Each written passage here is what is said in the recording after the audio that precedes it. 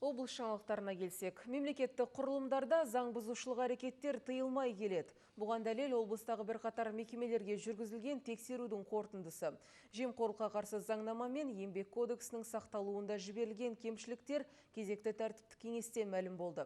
Талапты орындамай заңсыз әрекеттерге жол берген мемлекеттік қызметкерлердің ісі қаралды. Тілші бейнематериалында.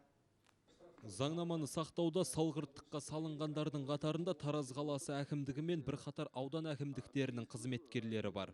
Мәселен, Жуалы ауданы әкімі аппаратының қаржы шаруашылық бөлімінің басшысы Нұрлан Рахманбердиев күзет агенттігі тарапынан шарт бойынша қойылған талаптарды орындалмағанына қарамастан атқарылған жұмыстардың актілеріне қол қойып, бюджеттік қаражатты аударып отырған.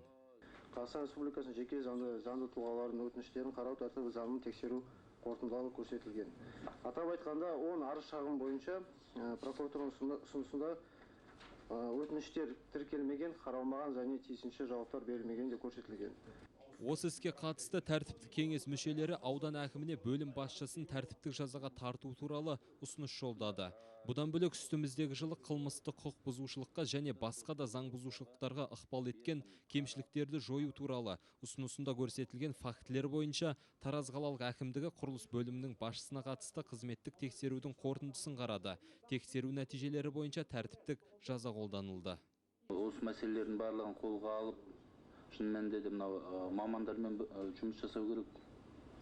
Жақсы мамандар тартуға. Енді мен түсінем, действительно бухгалтерияға, құрылыс бөліміне өте қиын да шығар адам табу, бірақ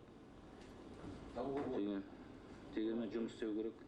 Сондай-ақ кеңес отырысында Жамбыл облысы әділет департаментінің сот актілерін орындау бойынша Байзақ аудандық аумақтық бөлімі филиалының сот орындаушысы Қалкен Қырғызалиевтің ісі қаралды. Ол сыбайлас жемқорлық сипатындағы заң бұзушылықтарға жол берген. Ал Сарысу ауданы Тоғызкент ауылдық округінің әкімі Серік Ниязов ауыл әкімшілігін күрделі жөндеуден өткізіп жүріп, құрылыс жүргізетін мердігерлермен заң шеңберінде келісім жүргізбеген, аяқталмаған жұмыстарды қабылдап алған.